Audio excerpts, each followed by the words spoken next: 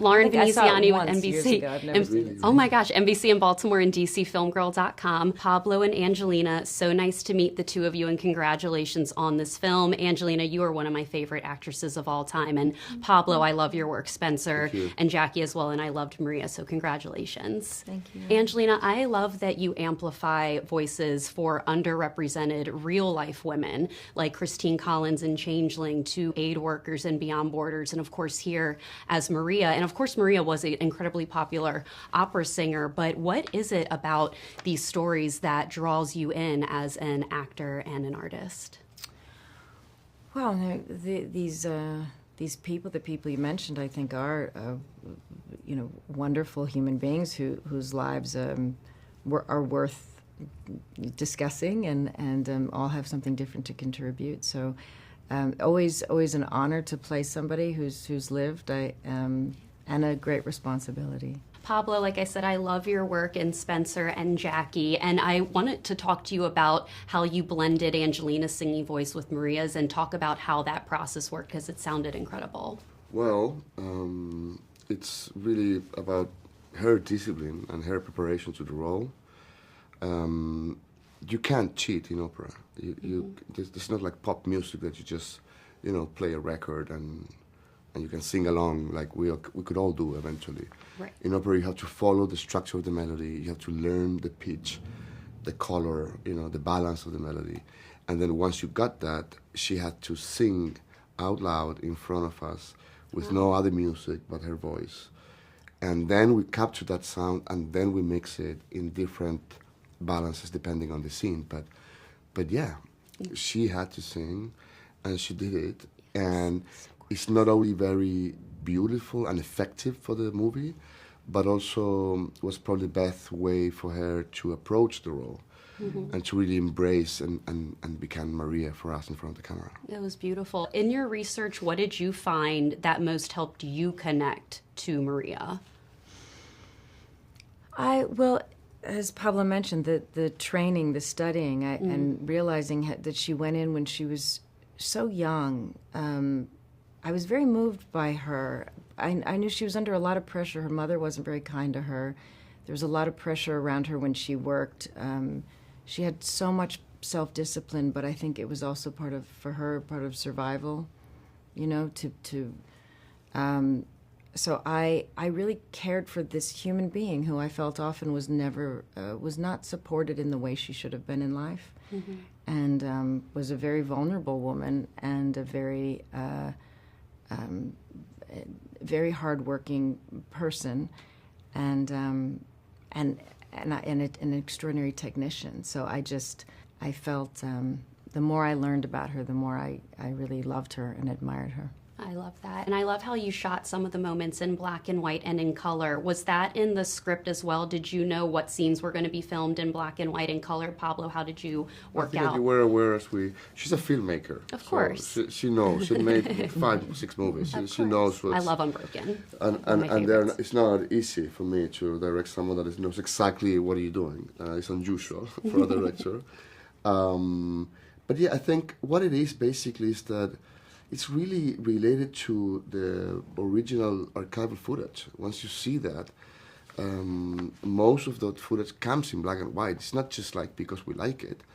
It's like a way to understand film history too, and how we were as a culture able to film certain things, and those things were shot in black and white for reasons that they're part of how we evolved as a film culture. So this movie represents that a little bit. There's some home video that was shot back then in 8 or Super 8 and film. It's more like a domestic type of filming. And there's others that are related to her memories that were shot back then in the 50s and 60s in black and white. And in the present of the film, that is 70s, is color and this very vivid, sort of warm type of cinematography. So yeah, things related to an emotional aspect of it, and also to the way that things were shot back then. I loved the styling choice. The film was shot so beautifully. They are giving me the rap. This year's the 25th anniversary of Girl Interrupted, one of the best performances of all time. So just wanted to congratulate you on that, and that people still love your performance decades later. Well, I really appreciate that. Thank you so much for you. your time today. I can't wait for audiences to see Maria, and I'm so my dad and mom are so excited to see it too. They are. They're so excited. They're like, you're talking to Angelina today. Yes.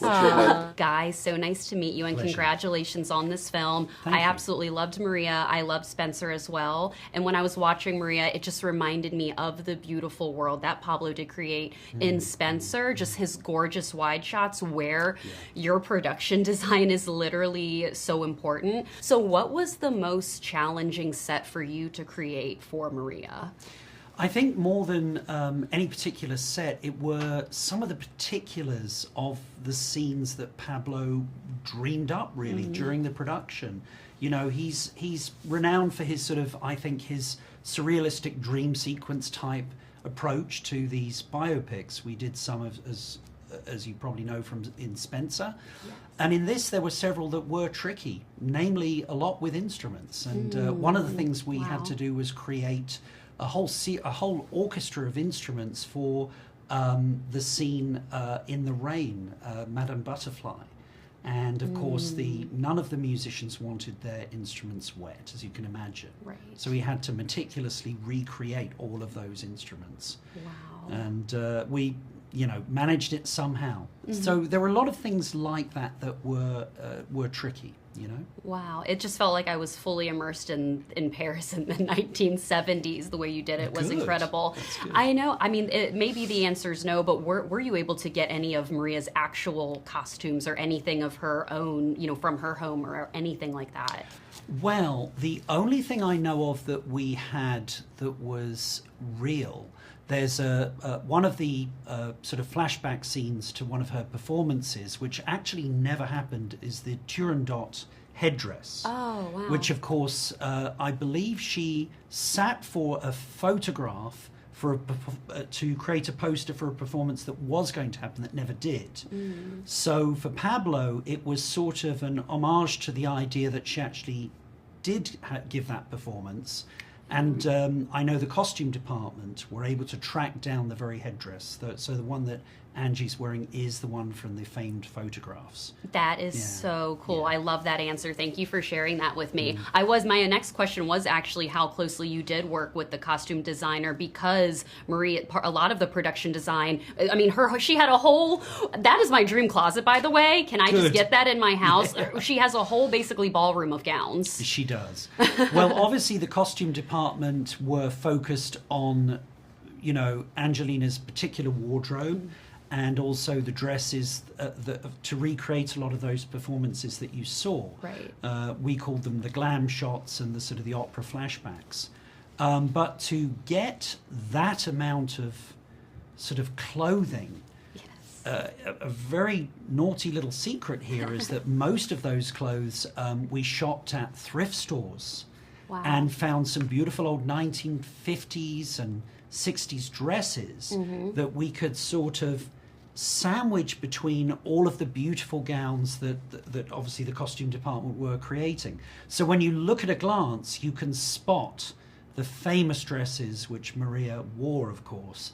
But the filler was all things that we found at thrift stores, and it is remarkable what you can find. It truly is remarkable what you can find in thrift stores, and being a production designer and trying to get through all that is wild to me. Well, a lot of the film is filmed in black and white, just even with the headdress scene. So as a production designer, when you know something is going to be filmed in black and white versus color, does that change the process for you as a designer at all? That's a great question. That's a brilliant question. Yes, it does. Right. And we do a lot of experimenting to see how things look once they're converted into black and white. There's a real art to this. For example, in the party where Maria first meets Onassis and he sort of tries to seduce her and woo her, you'll notice that ballroom is absolutely filled with these gorgeous roses. They're all real roses, by the way. Wow. And that scene that Stephen Knight wrote described the roses as 1,000 pink roses. right? Wow. Well, guess what? Pink in black and white looks white. White. So It actually does. what you're looking at are peach-coloured roses. Interesting. And not 1,000, more like 10,000. Wow. Because the other thing, of course, that happens in film is that you would provide 1,000 roses and it really wouldn't look like very many. So I think we sort of...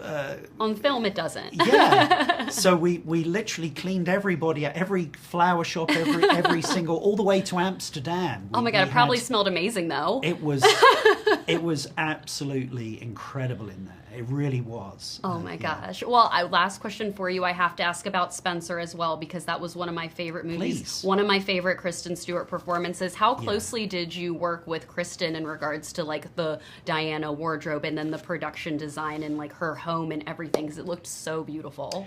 It's always an immersive process. And in the case of Kristen and Angie, they were just so collaborative. I think there's an understanding that when you come into a Pablo Lorrain film, you're just going to kind of let yourself go a little bit.